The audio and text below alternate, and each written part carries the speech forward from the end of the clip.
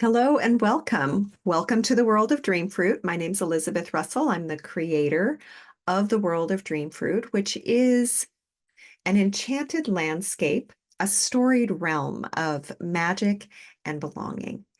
And in this realm, we are all travelers. We are all earthlings in training. We are on a shared mission to return to our birthright state of radical belonging. And radical belonging is a way of remembering that we are all woven into the living, vibrant body of Earth and cosmos, connected and related.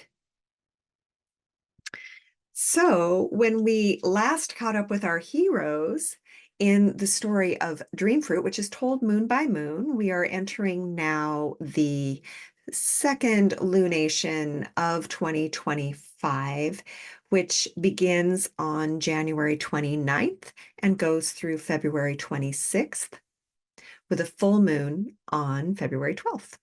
So as we kind of begin this next leg of our adventure, we notice where we've been. Now, in the Lunar Tales of Dream Fruit, the Lunar Tales for Earthlings, we tell the story of now and we share the adventure. There isn't a single protagonist. Instead, we are traveling together. With that in mind, let's activate our keen powers of imagination and begin to weave ourselves gently into the dream of the Emancipation Moon. In this dream of the Emancipation Moon, we step upon the new shore, buoyed by our recent and astonishing unity. Our winged friends fly ahead toward land, forming a wave to carry us along. And yet, even as we disembark, some among us hold back, not hearing the calls and songs before them. Whether by fear or by anger, our companions close the gate and turn again to the sea. We are left to the new land, unburdened by the old. And does our listening bond grow stronger with the creatures all around? And will we rather walk together than separate from Earth? Yes, you shine apart from the world of forgetting. Take a joyful fall from grace. Take a joyful fall from grace. So, as with any dream, whether it is a waking dream or a sleeping dream, we want to take a moment and notice what we notice. What in this story activates your imagination? What can you see here? What images light up? What phrases? What words? What moments and choices? Just once again, we're inside this journey. In the prior moon, we were crossing the waters, the great waters of the world, and we were singing songs of memory and reconciliation. And we made offerings to the great birds swirling overhead. And there was this kind of unlikely alliance, sort of an awkward agreement, and made awkward by the past, because the story that we sort of activated last month was the story of the albatross and the sailor, which is a troubled story. It's a complicated one, and there is a record of past harms, and yet we nurture an unlikely ally as a path toward reconciliation. And so we've been traveling across these great waters, making this offering and arriving at a place of reconciliation. And now we are stepping upon these new shores, and those beautiful birds that had been swirling overhead that we made our offerings to are now guiding us deeper into this new land. And so we are beginning to see this sort of split of traveling companions, actually. There are some among us who turned again to the sea. They weren't ready.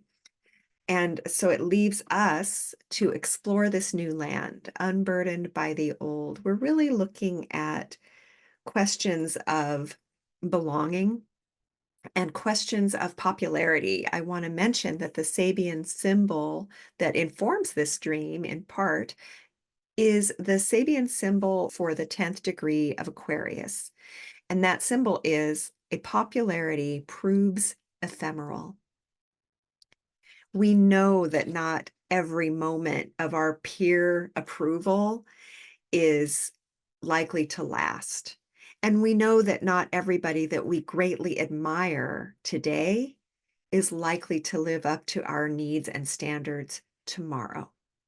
And so this way that popularity arises in social experiences is very active during this time.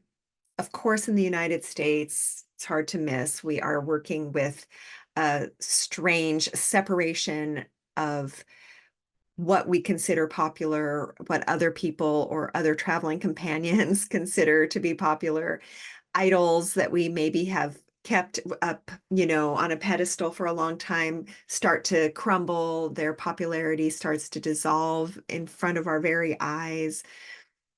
So the suggestion here is to notice those old ideals as they dissolve, to make room for this maybe rude awakening, but really, this is a joyful fall from grace. Certain popularities are not necessarily in service to life or in service to authenticity. So we are looking for how we can readjust our social circles to more accurately reflect who we know ourselves to be and what our priorities, values, moral compass are all pointing to. Disenchantment may exile you from your former social body, but this exile is also a freedom. So the prompt for this moon that I invite you to journal on a little bit to see what is there for you.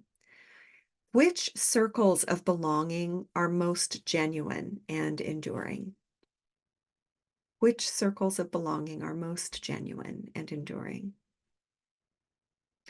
And just to read a few more words from the Lunar Tales book, in the interpretive section from the Weave, we are looking for bonds that can withstand the loud and fickle whims of public opinion. Keep walking as transitory endorsements fade. A glorious world can be born from this shift that's at hand, and a deeper, more authentic belonging can peek out from behind this deep reevaluation. So again, which circles of belonging are more genuine and enduring?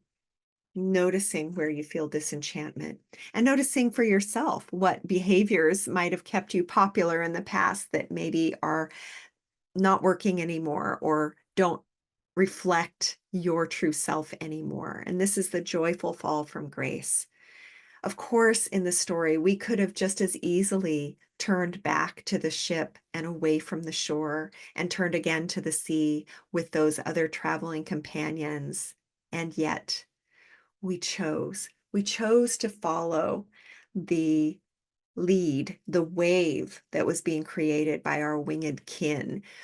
So we are going to be moving deeper into this new landscape, and it is by choice. It is because we are aspiring toward a flourishing world. We are aspiring toward a world of greater kinship, of greater belongingness, of greater relatedness with the more than human world, as well as cultivating a human social context that is more life-giving.